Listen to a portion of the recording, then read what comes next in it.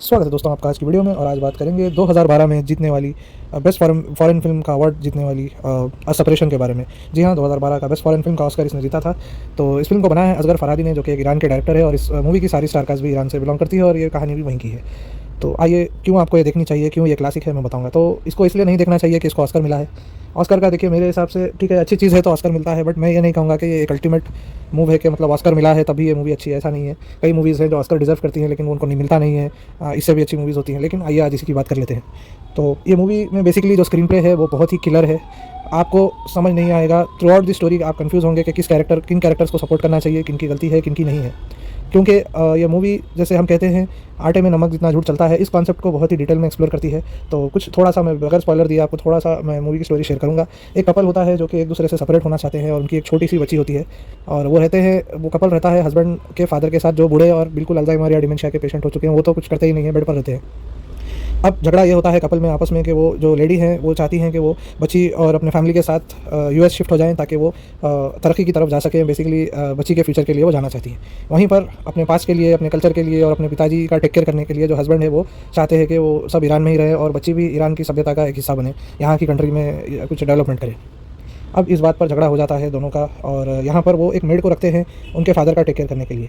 तो एक दिन कुछ उनकी मेड में और उनमें किसी वजह से झड़प होती है, जिसकी वजह से एक एक्सीडेंट होता है जो हम मूवी में ठीक से देख नहीं पाते, क्योंकि डायरेक्टर ने इसको क्लेवरली ऐसे शूट किया है, आपको समझ नहीं आएगा कि गलती किसकी है।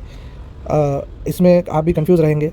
तो उस एक्सीडेंट की वजह से होता यह है कि जो मेड है वो हस्बैंड पर केस करती हैं।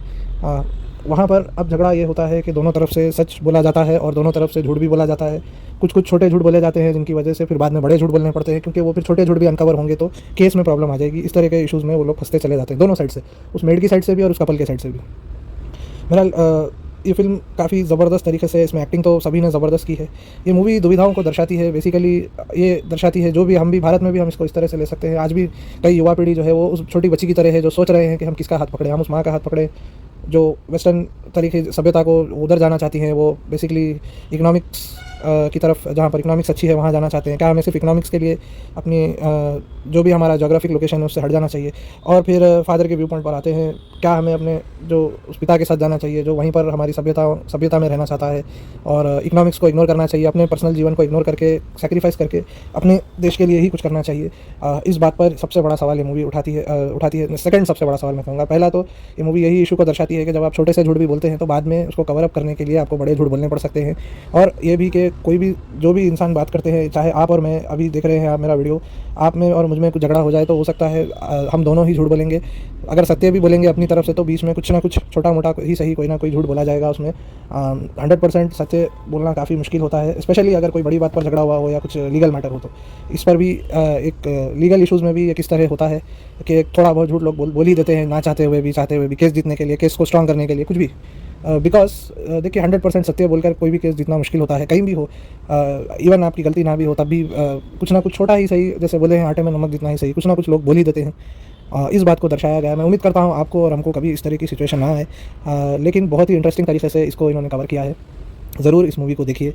मैं आपको स्टोरी का स्पॉइलर नहीं देना चाहता हूँ कि क्या होता है करके, लेकिन और इस दुविधा का अंत कैसे होगा, क्योंकि ये जो कपल है इन्होंने भी डिवोर्स के लिए पेपर्स फाइल किए हुए हैं। तो क्या इनका डिवोर्स हो जाएगा, या वो जो लड़की है वो अपने माँ बाप का पैचअप कराने में कामयाब रहेगी, या अगर उसे छोड़ना पड़ा तो वो कौन से पेरेंट के साथ जाएगी, या फिर वो उनको पैचअप करा देगी? ये आपको पता करने के लिए मूवी देखनी चाहिए। ज़रूर देखिए।